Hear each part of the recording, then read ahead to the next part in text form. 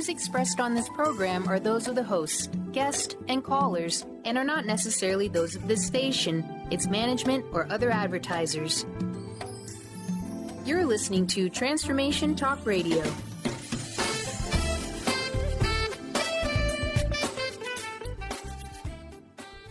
Welcome to Lucid Planet Radio with Dr. Kelly Neff. This hit show will illuminate your senses and empower you beyond your daily stressors and hardships. Renowned psychologist and author Dr. Kelly will captivate you with far-reaching topics and amazing guests as you wake to the greatest version of yourself. Learn to tap into your intuitions, think critically about our world, heal emotional and psychological wounds, and follow your passions to live your dreams. Each week, you'll learn how to navigate the global shift of consciousness and explore the deeper knowledge within.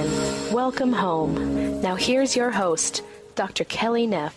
Hello, everyone. I am Dr. Kelly Neff, and you are listening to Lucid Planet Radio on Transformation Talk Radio and WBLQ 1230 AM, Rhode Island, Connecticut, and New York. Please stay with us for the next hour and let us help you experience healing, inspiration, and knowledge, because every week on Lucid Planet Radio, we have some of the most gifted scientists, healers, speakers, and authors helping you to become the greatest version of yourself.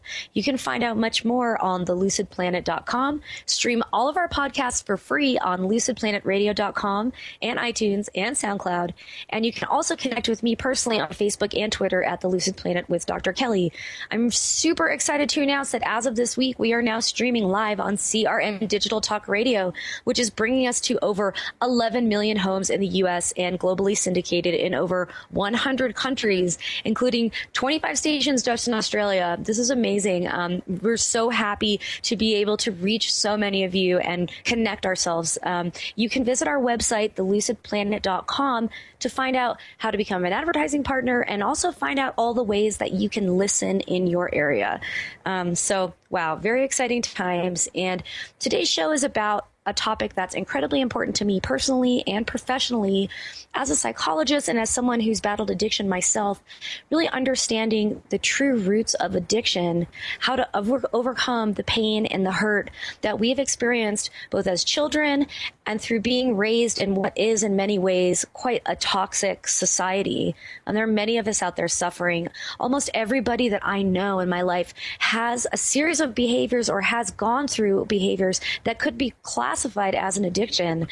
We're out there looking for answers, and what we're finding is that the traditional medical model that addresses addiction is not really accurate, and it isn't really that helpful. So today I am really excited and grateful to welcome one of the most inspiring forces in the field of medicine and healing and addiction.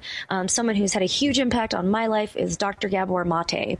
And if you haven't heard of Dr. Mate, I just want to tell you a little bit about his experiences, which are absolutely incredible. He worked for 12 years in Vancouver's downtown East Side with patients who were challenged by hardcore drug addiction, mental illness, and HIV, including at Vancouver's supervised injection site. He had over 20 years of family practice and palliative care experience and extensive knowledge of the latest findings of cutting-edge research. And he is really a sought-after speaker and teacher, regularly addressing health professionals, educators, lay audiences throughout North America, and of course, radio audiences like our one here at Lucid Planet Radio. He also has written several best-selling books, including the award-winning In the Realm of Hungry Ghosts, Close Encounters with Addiction, When the Body Says No, The Cost of Hidden Stress, and Scattered Minds, A New Look at the Origins and Healings of Attention Deficit Disorder. He has also co-authored Hold On to Your Kids, and his works have been published internationally in 20 languages.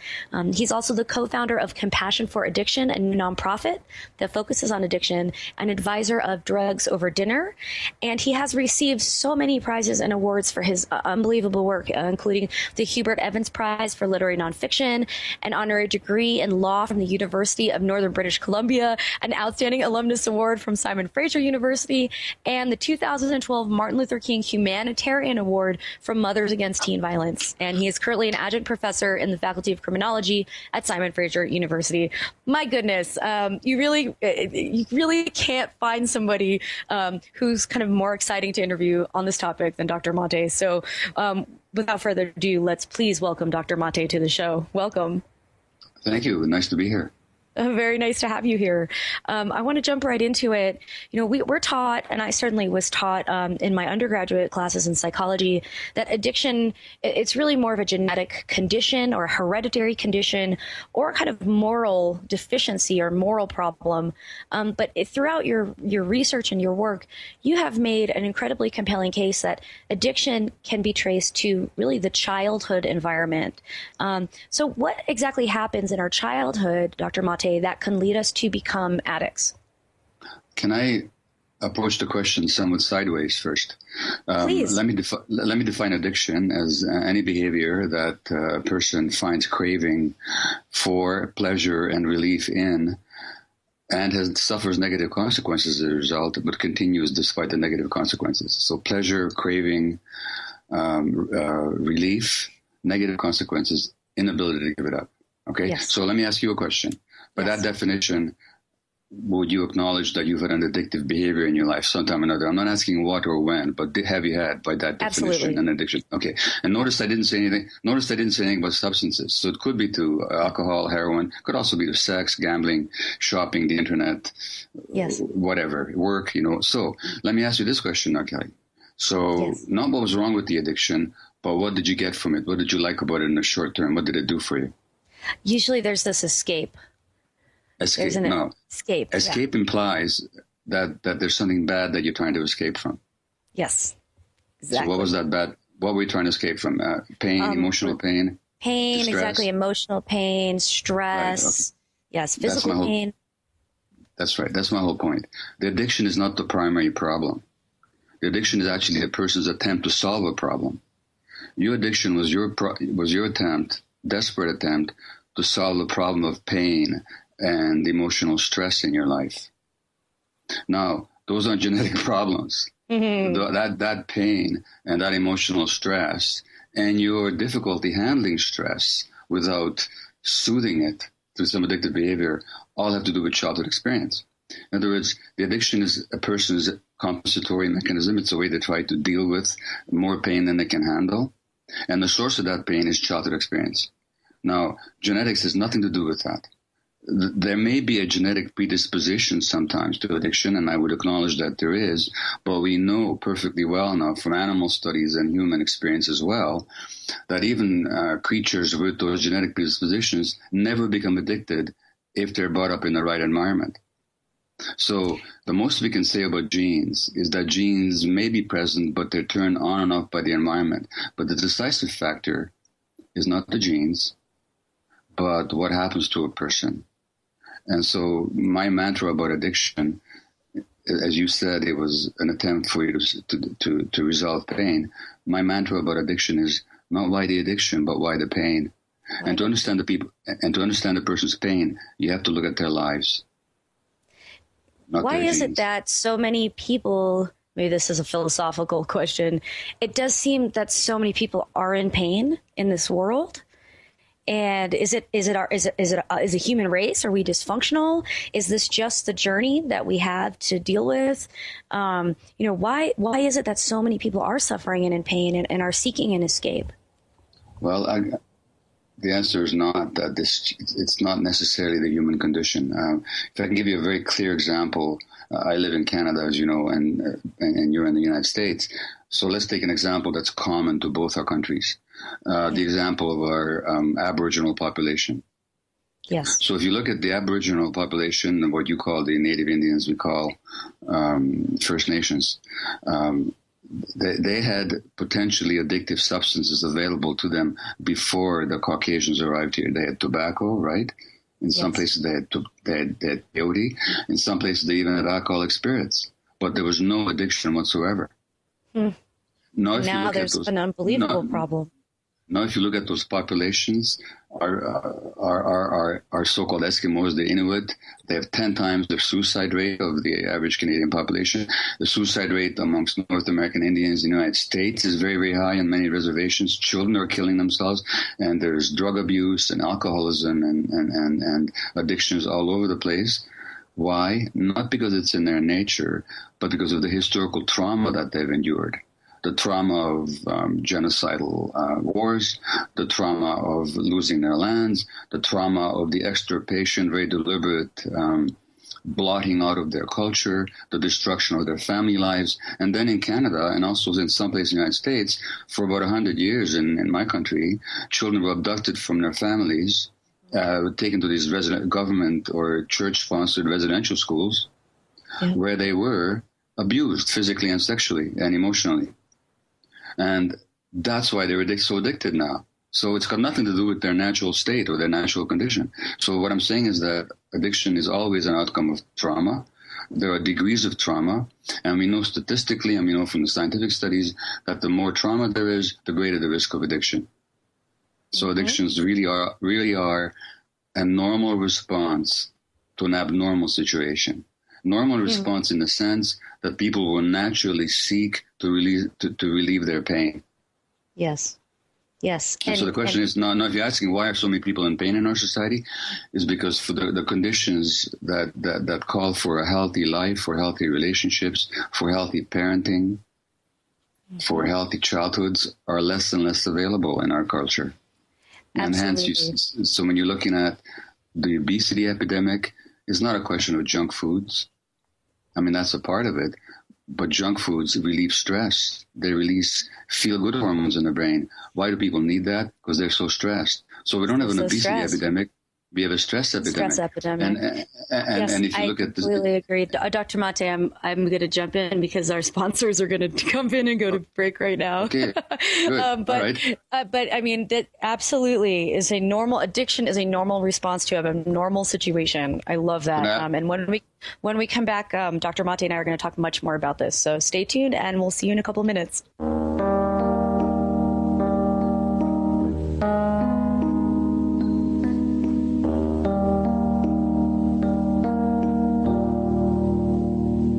My love, I'll never find the words, my love, to tell you how I feel, my love. Mere words could not. Hey everybody, it's Dr. Kelly from Lucid Planet Radio. I want to tell you about Lucidity Festival, the amazing arts, music, and healing event happening in Santa Barbara, California, April 8th through the 10th. Join me for 3 days and check out amazing artists like Haywire, Blue Tech, Keller Williams, and Kyla Scintilla, as well as workshops, healing services, creative villages, dancing all night at the Silent Disco, and interactive art displays. Also leading up to the festival, April 4th through the 7th, is the first Lucid University immersive learning opportunity. If you want to have fun, grow, connect, and better your life, mark your calendar April 4th through the 10th for the entire Lucidity experience. You can save over $100 when you bundle tickets for Lucid University and Lucidity Festival. Learn more about both events and get your tickets today at lucidityfestival.com. Use my special discount code LucidPlanet when you purchase for a $15 discount. Are you ready for a game changer? Sarah Westall is bringing you Business Game Changers Radio. Sarah brings you leading experts, visionaries, and newsmakers who provide the best commentary on big issues and cutting-edge innovations. Sarah's 20 years as a business executive will help you think like an entrepreneur with expertise, energy, and attitude. Tune into Business Game Changers Mondays at noon Pacific, 3 Eastern on TransformationTalkRadio.com. Hi, I'm Tim Darter. And I'm Steve Kramer. Join us on Spirit Fire Radio. Discover how to add the mechanics of meditation to your day. And watch yourself connect in a whole new way. Find the amazing moments in life's routines that often pass us by. Add to your awareness with Spirit Fire Radio. Tune in each Wednesday at 9 a.m. for your weekly guide to practical mindfulness. And to learn more, visit www.spiritfireradio.com. Introducing the Lucid Planet, a digital gathering place featuring cutting-edge, high-vibrational content that will empower and inspire you to become the greatest version of yourself. Visit the Lucid Planet today to stimulate your mind, body, and soul as you connect with a global community of like-minded people. The Lucid Planet is edited by renowned psychologist and author Dr. Kelly Neff, who is here to help you cope with anxiety, connect to your higher purpose, uncover your true passions, and live your dreams. Dr. Kelly's fresh, compassionate perspective emphasizes growth, transformation, healing, and thriving, even in the face of adversity. Say goodbye to bad news and low vibrational media for good and become part of the larger collective of people working together to navigate the global shift of consciousness and transform the world from within. Join the planet, the Lucid Planet. Visit thelucidplanet.com. Welcome home. 1230 WBLQ.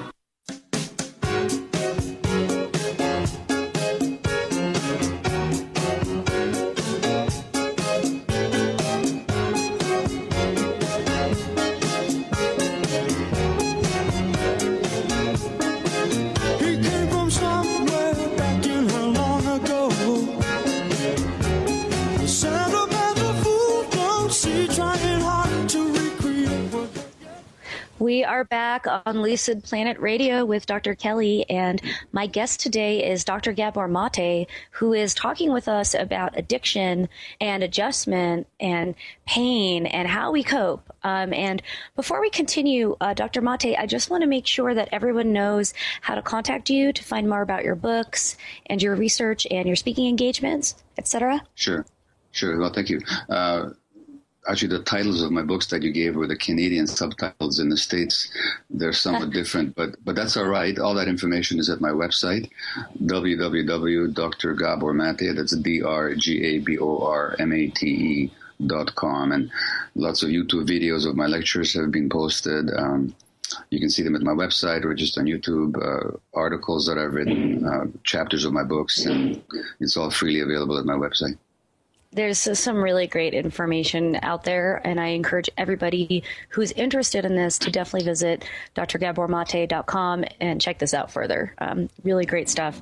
And, during the break and before we went into the break, Dr. Mate, we've been talking about kind of this cycle of being raised or growing up in an environment of stress and pain, and then seeking out ways to cope with that pain that are often unhealthy for us.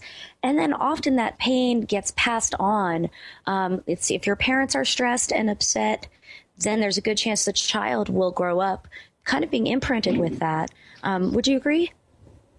Absolutely. Well, there's a number of dynamics by which we pass on our stress. I mean, being a Jewish infant under the Nazis in Budapest, I was traumatized as an infant, and I passed on that trauma to my children, some of it, Yeah. And in ways I wasn't aware of at the time. And the transmission of trauma happens in a number of ways. One of them is actually through genetic functioning. Not that the genes are changed, but that the genes' functions are changed. And so that the genes are actually, as I said earlier, turned on and off by the environment. And so we now know that when the grandparents are traumatized, that shows up even in the genetic functioning of the grandchild. And I have to say, I was mentioning during the break, we have a very shared common history. My grandparents fled the Nazi regime. They lost most of their families in the concentration camps. And my mother was born just after the war. And I've always felt my own feelings of stress and kind of paranoia that people are out to get me, and that very victimized, all things that didn't really happen in my life, but that come through my heritage. And at first I thought it was just because of being taught about it so much, but I actually do believe that even in myself that there is some level of a genetic component, that pain and stress gets passed through the genes. Well, but careful there. I didn't say it was genetic. It's not. The gene structure is not changed, so it's not in the DNA. Okay. It's how the DNA is activated, or shut down, or turned on. That's called epigenetics on top of genetics. But let me say one more thing to you, Kelly, if I may. Yeah, please. And this totally depends on whether you open to this conversation. But I would say that when you said you didn't experience those things of being threatened and so on in your life, I say you did. Maybe you're right. And it's hard to say, really. Well, it's not hard to say. For me, it's not hard to say because it doesn't have to take the forms that are so dramatic. Yeah. But let's say something. You know, here's the thing: if your mother feels anxious, yes, just if your mother feels anxious, and you're a small infant and you're 100% dependent on the mother's sense of security so that you can feel secure, what are you going to feel when she feels anxious? Right, you're going to feel anxious. Or deep anxiety. neglected. Deep anxiety. Yeah. And this is with your mother loving you and doing her very best. Yeah. So the infant actually already in the uterus, we already know that brain development, and this is the part of addiction again that people don't talk about for some reason. We think about addiction as a brain disease, but we don't talk about the fact, which is scientifically not even controversial, it's just state-of-the-art science, that the brain actually develops an interaction with the environment. So which circuits get turned on and off, and emotionally which circuits get activated, and physiologically which circuits get activated, and which neurochemicals will be present, depends very much on the early environment. And that begins already in uterus. Mm. So if your mother is stressed during the uterus, that's already affecting you because the stress hormones are coming through the placenta, through you, and affecting your nervous system, your developing nervous system, your developing brain. So that we actually download our parents' fears, not just in the sense of the epigenetics that I talked about, but also in the sense that if the nurturing parents, which are the holding environment for the child, are experiencing fear or stress or the unresolved issues of trauma, the child automatically absorbs that. Can't help it. Because my sense of security depends on the sense of security of the parent. And there's a wonderful California-based spiritual teacher, psychologist called A.H. Almaas, who puts it very, very beautifully. And if I may actually quote him, he says, the child is very open and can feel the pain and suffering going on in its immediate environment. The child is aware of its own body and can also feel the tension, rigidity, and pain in the body of the mother or of anyone else he is with. If the mother is suffering, the baby suffers too. The pain never gets discharged. And so sorry, go ahead. Yeah. I guess I'm absolutely hearing and feeling what you're saying. My question and my thought is there any way out of the cycle? I mean, do you think that there'll be a time when parents become aware of this? Or is it more something that we have to kind of cope with as adults as we grow up and try to connect and correct what's happened to us as children? Well, it's both, you see. If you actually look at the optimal parenting environment, and studies have been done on what's the best way to raise children, and particularly a psychologist at Notre Dame University, who sometimes you might really wish to talk to. Her name is Darcia Narvaez, and she's written wonderful books. And she points out that the optimal parenting environment was actually the hunter-gatherer tribe. Because in the hunter-gatherer tribe, parents were always with their kids. They didn't hit their kids. And they never put the kids down. And the kids had lots of nurturing adults to relate to. It wasn't just the isolated nuclear family. Exactly. Now, these people did not understand anything about attachment theory. They didn't have to. They did it naturally. Now, in our society, we have to understand attachment because we've lost it. So I think more and more parents, through books that have been published and information that's being disseminated now, the books of Daniel Siegel, Alan Shore, my books, the books of other people, Alfie Kohn and others, we talk about attachment-based parenting and how that important it is for child development and brain development and so on. So people are becoming aware. But at the same time, a lot of people are still growing up with unresolved issues from their childhoods. And the good news is, if you understand what trauma actually is, see, trauma, people think of trauma as a bad thing that happened, but that's not what the trauma is. So the trauma is not that you were sexually abused. And by the way, when it comes to my work with severe drug addicts, in 12 years of work in Vancouver's downtown east side, I did not meet a single female patient who had not been sexually abused. Wow. And that statistically is in all the studies, the same thing shows up of, abuse, trauma, and so on. But the point is, the trauma is not the sexual abuse. The trauma is what happens in the person as a result of the sexual abuse, which is a disconnection from self, a disconnection from the body, and a disconnection from the emotions. That's what the trauma is. Yeah. Now, that's a good thing, because if the trauma is what happened 40 years ago or 30 years ago, in my case 71 years ago, then that's irretrievable because it already happened. You can't undo it. But if the trauma was actually the loss of connection with the self, that can be found every time, because we're still here to connect with. Our bodies and our emotions and our nervous systems are still here to connect with in an authentic, present, related way. And so that's why the word recovery is so interesting. What's the word that we use for the healing from addiction? We use the word recovery. What does recovery mean? It means to find something. Mm-hmm. And let me ask you this question. When you recovered from your addiction, what did you find? Yeah, more of yourself. You found yourself. Yeah. Exactly. Yeah. And that means that self that you found was never lost. It was never destroyed. It was never damaged. You just lost sight of it. And that's what the trauma is. So the good news is, yes, we can recover. We can actually find ourselves, given the right kind of help. Unfortunately, there's not hope. We don't have the help. Unfortunately, much of the help in the addiction world doesn't understand anything of what you and I are talking about today. Yeah. They think it's a genetic disease. They think it's some kind of a personal failure, a bad choice. Right. It's a behavior. You got to submit to a higher power and all the, the whole 12-step thing. And we only have a couple minutes going into the break. I just wanted to say something, and maybe you're right about the higher power, but I just wanted to say everything that you said reminds me of soul retrieval, like the spiritual phenomenon of soul retrieval, of going into, you separate from yourself when the trauma happens, and there's a process of actually going and finding that part of your soul that you've lost and bringing it back. That's what this is really, that's what it sounds like. And we don't have a medical system or like a psychiatric care system that really integrates the ideas of soul retrieval yet. Maybe after the break we could talk about what's wrong with the healthcare system. I would love to, absolutely. And alternative ways like psychedelic therapy, for example. So on that note, I'm Dr. Kelly. You're listening to Lucid Planet Radio. And when we come back, Dr. Amate and I will talk more about healing from addiction, healthcare system, and really what the future holds for us. So stay tuned, and we'll see you in a few.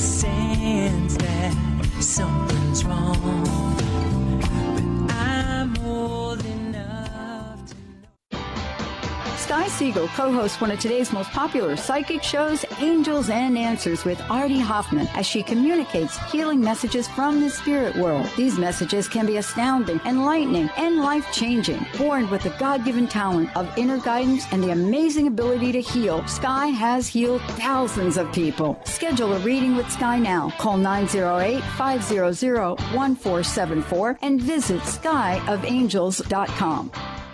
Holistic Medical Center is where you find it all. A healthy space with doctors who care, see, and listen to the whole you. Hi, this is Dr. Darvish.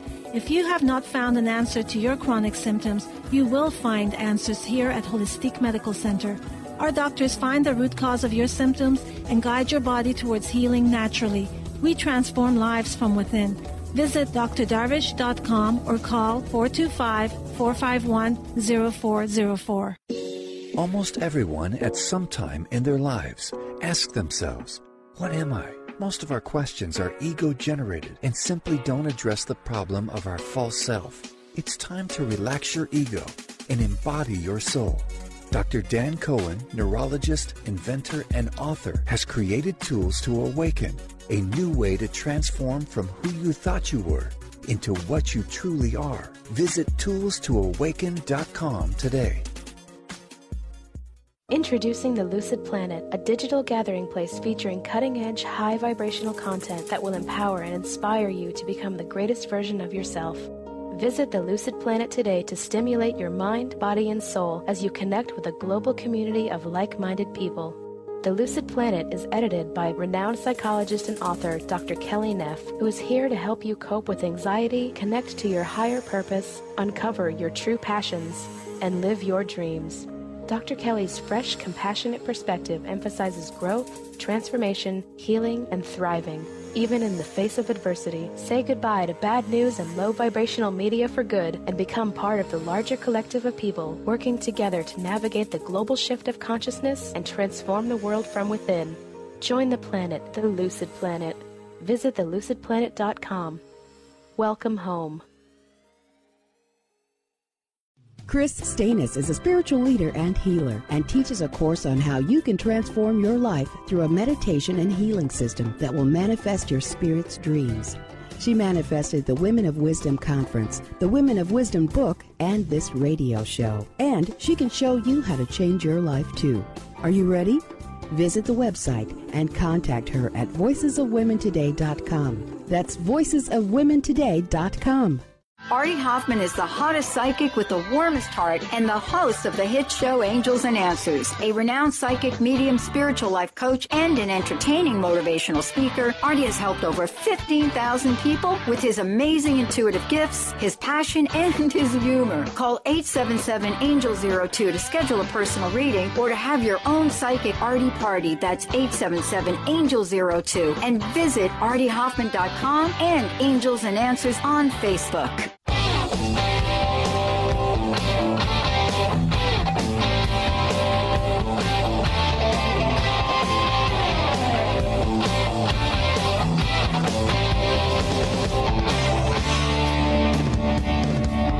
Feeling down and dirty, feeling kind of mean. We are back on Lucid Planet Radio with Dr. Kelly, and I am here with Dr. Gabor Mate talking about addiction, adjustment, and what it means to kind of be normal in today's crazy world. And when we left off, we were talking about treatment and how so many people who have addictions are seeking help, but the help doesn't work. Dr. Mate, why don't traditional kind of medical-based recovery programs work? They don't work because they don't understand the problem. They see the problem as either an inherited brain disease, which we've been discussing it is not, or they see the problem as a moral choice, a behavior problem. The average medical student, and this is absolutely astonishing, but the average medical student anywhere in North America rarely, if ever, hears the word trauma. In fact, in 4 years of medical school, most students never hear a single lecture on trauma and its impact. Now, trauma is the most important dynamic in the onset of addiction and in the onset of mental illness in general. And I would also argue, and that's another conversation, of a lot of physical illness as well. And that's not just on my personal opinion, that's also what the large-scale study shows. So the greater degree of trauma in childhood, significantly, exponentially the greater risk of addiction, mental health problems, behavior problems, relationship problems, autoimmune disease, cancer, and so on. Now, despite this fact, the average medical practitioner does not hear the word trauma. When you look at the official American Society of Addiction Medicine definition of trauma, they say it's a primary brain disease, 50% potentiated by genetics. I would say it's probably 5% genetic, maybe, or 10, and at the very most. And those 5 to 10% are not decisive, as we were saying. But if this is their basis of understanding, and if they don't ask people about their lives and their emotions and how they were hurt and how they cope with that hurt, how can they possibly help people overcome those behaviors that were designed to soothe that pain? They can't. They can't. Furthermore, healthcare practitioners and counselors are sometimes kind of authoritarian, like, I'm the expert, I'm going to deliver you the care. And there's not that personal sense of connection with the client.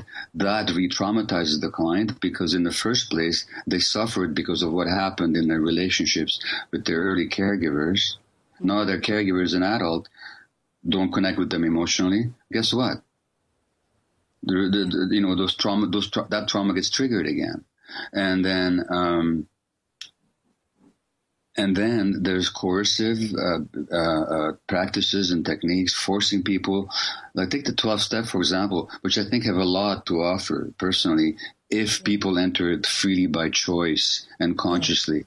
But when you coerce somebody into anything, you're actually hurting them. And you're going to evoke their resistance rather than their cooperation. If I try to push you, you would push back. Even if I'm pushing you in the right direction, you would still push back. Absolutely. You know? So, and then you have these interventions where the client is identified as the problem. But if you understand addiction properly, the addict is not the problem. The addict actually is a representation of a multi-generational trauma that everybody in the family carries. The addict just happens to be the one who acts it out. Mm-hmm. And so interventions that are designed to fix the addict without looking at the larger family system and everybody taking the opportunity to heal. How is that going to help if you just make that person into a problem? They're already so ashamed of themselves. How is it going to help to point out to them how much difficulty and sorrow they're causing the rest of their family? Now, if the family wants to come to that individual and say something like, thank you.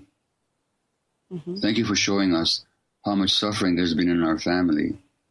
And you're the one who's manifesting that suffering on behalf of all of us. But we all share in it. So let's all heal together. And we invite you to heal with us. But we're going to engage in that healing journey, whether you're able to join us right now or not, because you may not be ready yet. And that's okay. We understand. Because right now you're in too much in pain. So you're going to continue to doing what you're doing. But we're going to start healing ourselves.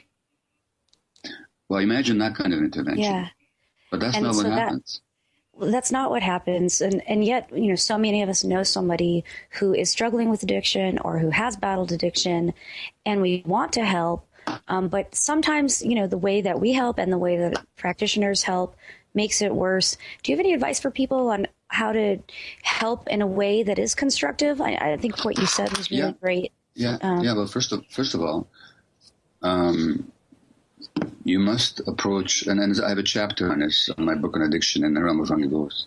You have to approach the addict with complete 100% acceptance. Yeah. I accept that right now you're in so much pain that you're relying on this behavior or this substance to soothe your pain. Mm-hmm. I accept it. That's how it is for you. How's it for you? Yeah. In other words, you have to be curious about their experience. Yeah. You can make a decision. I can have this addict in my life exactly the way they are, or I can't. It's too much for me. It's too stressful for me. It's too painful for me. I can't put up with it. That's a legitimate decision. Mm-hmm. But to have the addict in your life and try to change them all the time and pressure them, that's insanity. Yeah, it is. So either accept people or decide that it's not in you to accept them right now, or that even if you accept them, you can't be with them because it's too difficult for you. That's legitimate. What's not legitimate is to try and keep trying to change somebody. So the only way to accept people, to approach people is with absolute acceptance, radical acceptance, and then see what happens. And I say that when people experience that radical acceptance, then the capacity for healing is much more likely to open up inside themselves. Now, that's on the private level. On the policy level, in Vancouver, I was the physician, as you mentioned in your introduction, at a place called Insight, which is North America's, at this point, only supervised injections. People actually get to bring their drugs and inject under supervision. And we give them clean needles. And we give them sterile water. And we give them alcohol swabs to cleanse their arms. People say you're coddling addicts and you're encouraging, enabling addiction. No, you're not. The question you're asking is it better for people to inject with puddle water from the back alley, or is it better to use sterile water?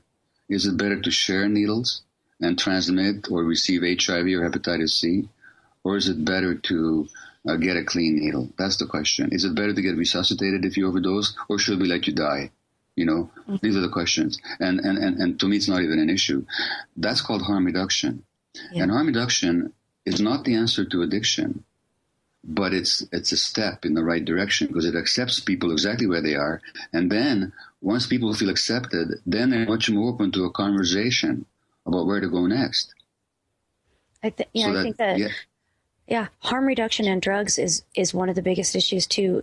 Even in just recreational drugs for people who may or may not be addicts, and in America, there's this whole thing with the Dance Safe coming to events and like wanting to allow people to test their drugs and to give harm reduction to people who've overdosed. And the government's still, the RAVE Act, the government's still trying to fight it. And it's such a basic human rights issue. People are going to do this no matter what. that has nothing to do with the structure that you create around them. I mean, even if you send them to prison, they're still going to find a way to inject heroin if they want to inject heroin, you know? Oh, yeah. Look, the two best places to get drugs in North America are the schools and the prisons. Yeah, you know? And, exactly. And of course, there's this question of if people are traumatized and if they're soothing themselves with substances, why are we punishing them? Yeah. I mean, we're punishing people for wanting not to be in pain.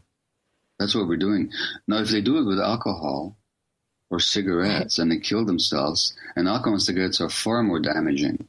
Totally. And I'm not advocating drug use. What I'm saying is, if I'm going to look at the health issue from the point of view of actual science and actual effects on a person's well-being, physical well-being, then there's no comparison between alcohol and tobacco on the one hand and all the other drugs on the other hand. The first two are far more dangerous, but those are accepted, and it's okay to make a profit on them. And yet you catch somebody in the States with a bit of an illicit drug, they go to jail. Mm-hmm. What sense are we making? Yeah. You know, now, and so many other countries are doing it differently and having so much more success with actual recovery. Well, I wish I could say so many countries, but some countries are. A few. Some countries are, and they're having, and of course they're having better effects. And in Vancouver here, the New York Times had an article actually last week about a place in Vancouver where heroin addicts are getting heroin to inject. Mm-hmm. These people have much healthier lives. They're much able to work. They have better relationships, much less crime, of course. You know, and such studies have been done all around the world. So when we look at the general system, the legal system, and the healthcare system, and the addiction industry, recovery industry, of course they're failing because they don't understand what they're dealing with. And when you don't understand what you're dealing with, would you take your car to a mechanic that doesn't know anything about cars? and what would you expect the result to be if you did? Yep. But unfortunately, that's the state of the addiction care industry. But you know what? I hope and I pray and I believe, because I'm an optimist, and I have a feeling with all the work that you've done and how much you've devoted, you're probably pretty optimistic too, that maybe we'll see things change. And, you know, maybe we'll actually see practices start to improve as this knowledge becomes commonplace and as new therapies and treatments start to become effective. And we're going to go into the break right now, but as soon as we come back, we're going to talk about what the future might look like. So I'm Dr. Kelly here with Gabor Mate, and this is Lucid Planet Radio. We'll see you in a minute.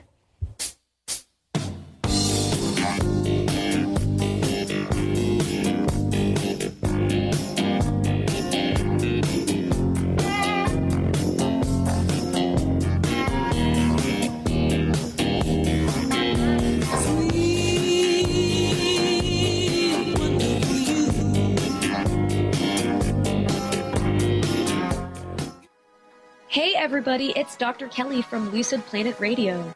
I want to tell you about Lucidity Festival, the amazing arts, music, and healing event happening in Santa Barbara, California, April 8th through the 10th.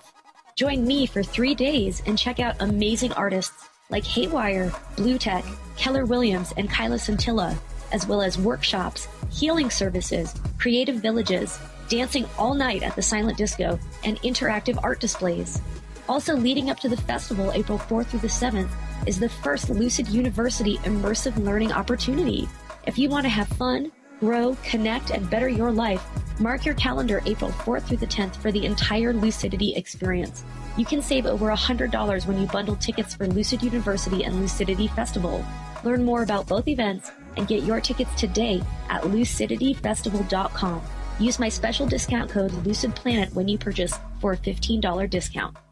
What if we really didn't have to die to go to heaven? Are you curious about the afterlife or rebirth? The highly anticipated new book from author Dr. Susan Allison, You Don't Have to Die to Go to Heaven, is available now. Find out how to find guidance and healing in the spirit realms. Order the book today and put it on your must-read list for 2016. Visit drsusanallison.com to learn more. Discover the 8 things the elements of prosperity want you to know. Lynn Brown is hosting a life-transforming, soul-expanding evening on April 30th featuring guest speaker and radio host Dr. Pat Basili. Lynn was guided to make this a by-donation event for entrants, and all proceeds will be donated towards uplifting the homeless community. For more information and to get tickets, visit eventbrite.com. That's eventbrite.com and type Lynn Brown in the search.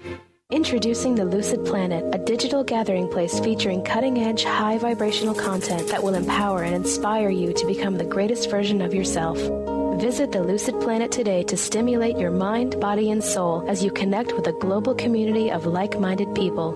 The Lucid Planet is edited by renowned psychologist and author Dr. Kelly Neff, who is here to help you cope with anxiety, connect to your higher purpose, uncover your true passions, and live your dreams. Dr. Kelly's fresh, compassionate perspective emphasizes growth, transformation, healing, and thriving, even in the face of adversity. Say goodbye to bad news and low vibrational media for good and become part of the larger collective of people working together to navigate the global shift of consciousness and transform the world from within. Join the planet, the Lucid Planet. Visit thelucidplanet.com. Welcome home.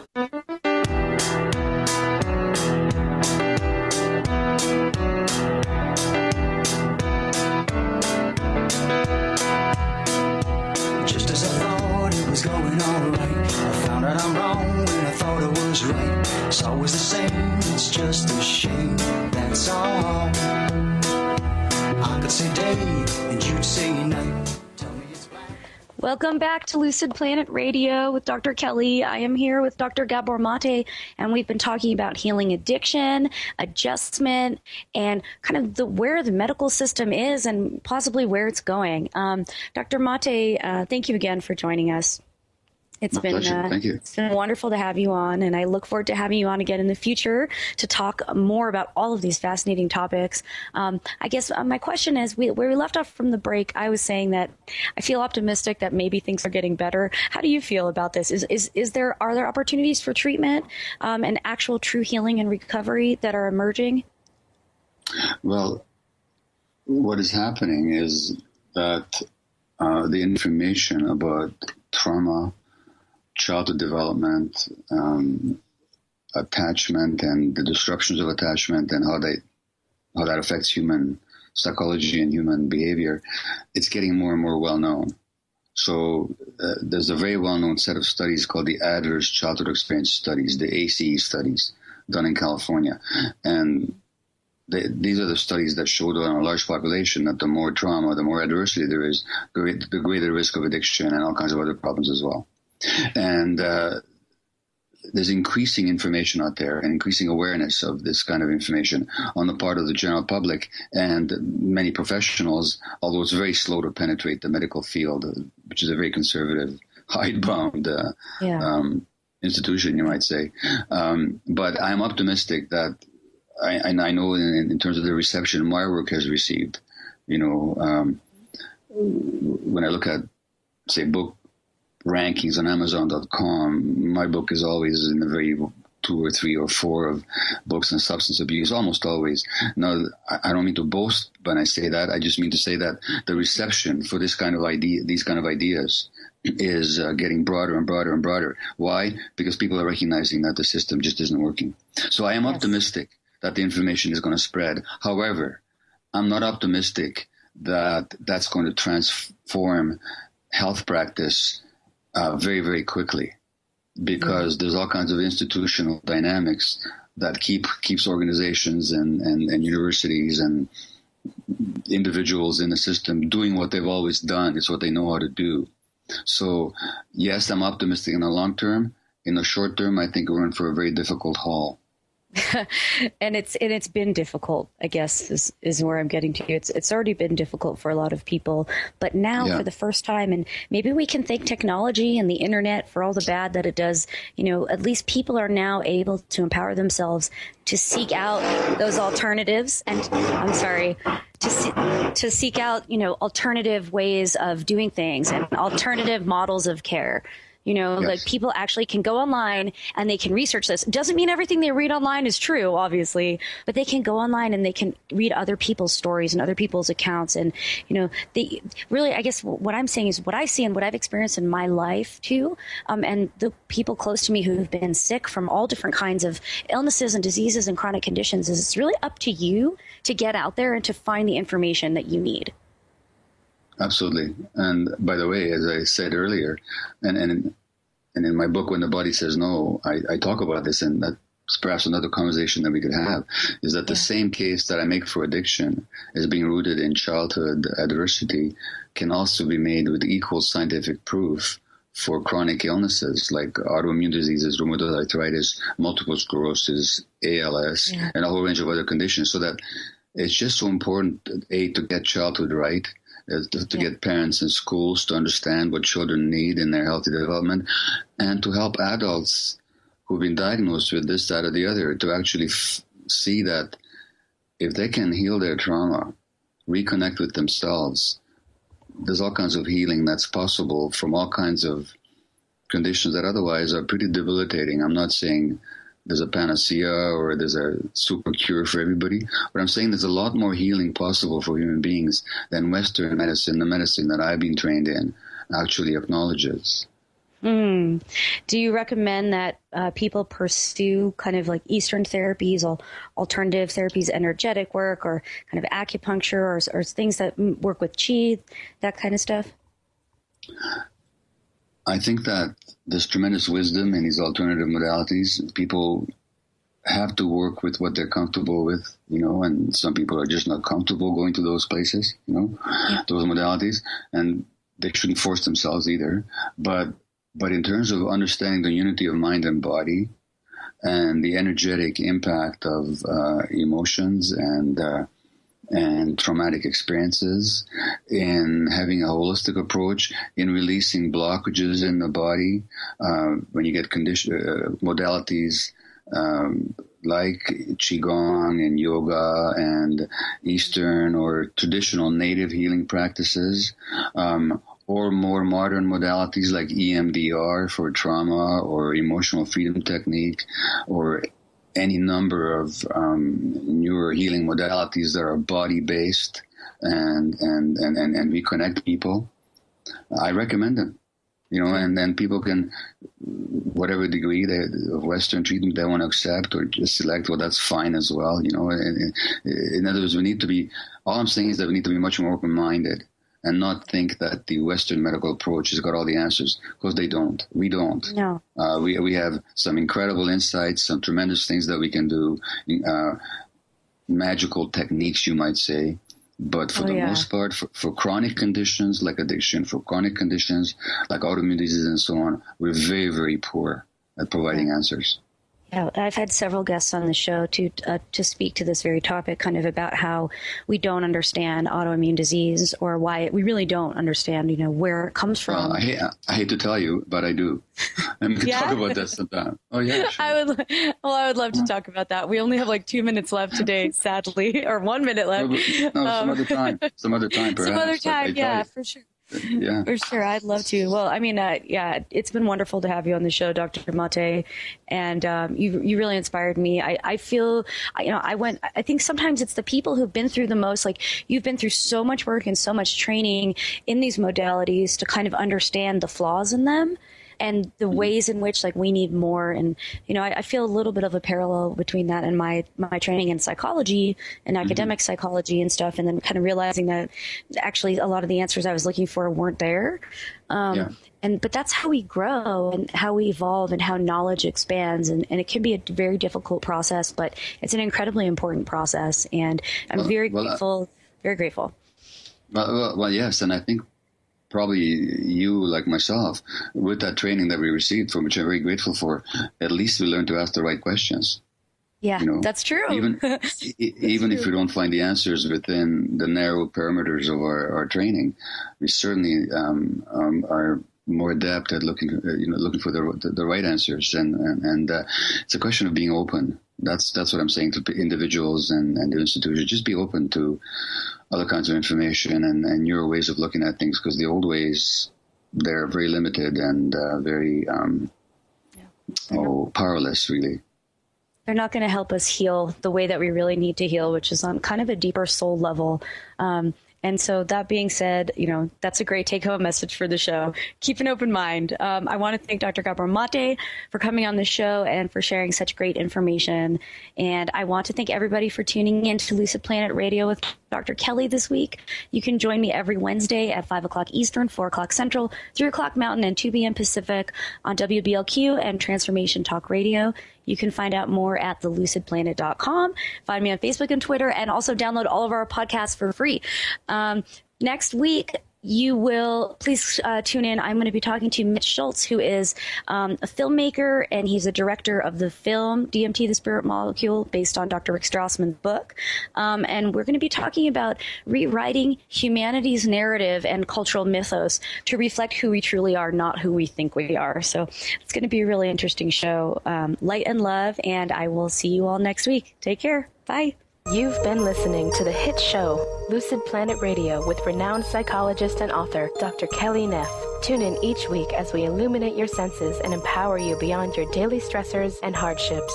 This hit show will captivate you with far-reaching topics and amazing guests as you wake up to the greatest version of yourself. Learn how to navigate the global shift of consciousness as you explore the deeper knowledge, passion, and purpose within. Visit lucidplanetradio.com for upcoming show topics and to contact Dr. Kelly.